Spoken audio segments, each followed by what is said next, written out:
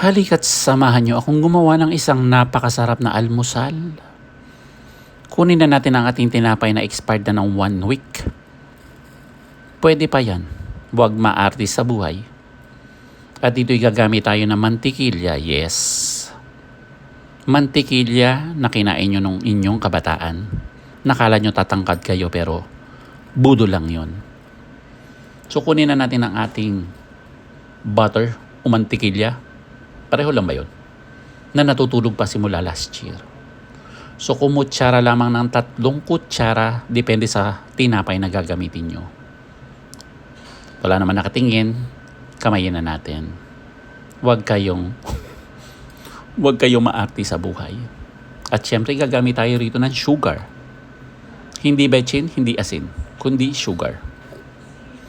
Nilabelan na natin yan dahil last time asin ang nagamit ni tatay. So kumutsara lamang ng ilang kutsara depende sa kakainin natin tinapay sa ating butter o mantikilya. Halu-haluin, durug-durugin at hintayin natin mapagsama-sama natin at mag-isang dibdib sila. Kung kayo na may hindi kontento sa tamis ng inyong mantikilya at asukal, magdadagdag pa tayo rito ng sugar hanggang sa kayo ay magka-diabetes. Choices ninyo yan. Walang sisihan. Muling haluin hanggang sa magsanib at mag-isang dibdib sila. Napakadali lamang gawin ito mga anak. Kaya't huwag kayong mahihiyang gawin din sa inyong pamamahay. So ready na ang ating mantikilya o butter na may asukal na gagamitin natin pansemento sa ating expired na tinapay. Kumuha na ng plato at kumuha na mga 4 na pirasong tinapay. Nasaan ang tinapay? Ito na ang ating tinapay. Wala namang amag-amag kaya pwede pa kainin. So kunin na natin ang ating margarine at ito'y isemento na natin sa ibabaw ng ating expired na tinapay. Nakala mo ba'y nagsisemento lamang tayo? So after nating ma-spread, gagamit tayo ng isang sakong mozzarella cheese. Kung meron lang kayong cheese, nakita nyo ang ating mozzarella isang sako, nagkabuo-buo na sa tagal na naka-stack sa rep. So ito'y ating gagamitin pansemento muli sa ating tinapay. Kumuha ng isang pirasong bread at masilyahan natin ang ibabaw ng ating tinapay. Mas maraming cheese, mas masarap. Kung wala naman cheese, hindi masarap. Depende na sa inyo yan. So paliguan natin ng keso habang meron pa tayong stock. So platadahin lamang ang ibabaw ng pantay-pantay at dito'y ipapatong na natin ang lalaking tinapay. Magtutubigamuan na sila. So after natin, kunin na natin ang ating kawali, painitin at ilagay natin ang ating tinapay. Subalit, sa sobrang tagal kong naghihintay ba't wala ka kung reaksyon ng aking tinapay, hindi pala naka-on ang ating kalan.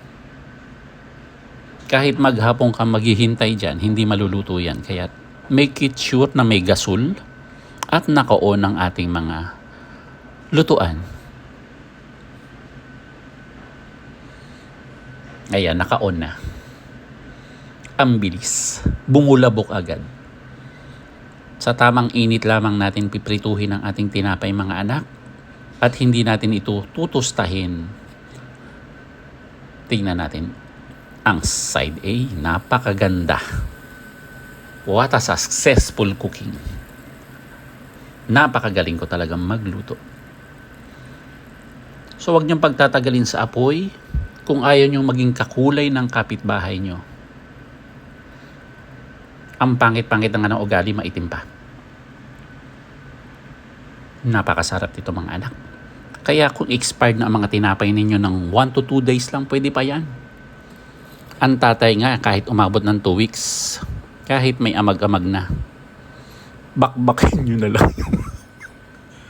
Ayan, perfect. So ayan, napakalutong yan mga anak kung naririnig nyo lang. At ito hihiwain natin at titingnan natin kung talagang perfect ba ang pagkakaluto ng kaloob-looban ng tinapay na ito. Tingnan natin ang kanyang kalooban.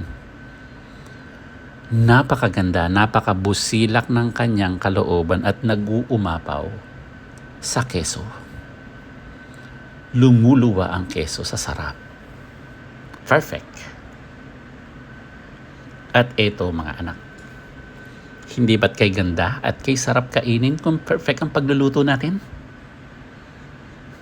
Yes. Samahan nyo pa ng pagmamahal ay talaga namang mabubusog ang kakain nito. So ito na mga anak, ang ating mga naluto. 3 supot na tinapay, pero ito lang ang lumabas dahil mga nasunog ang iba.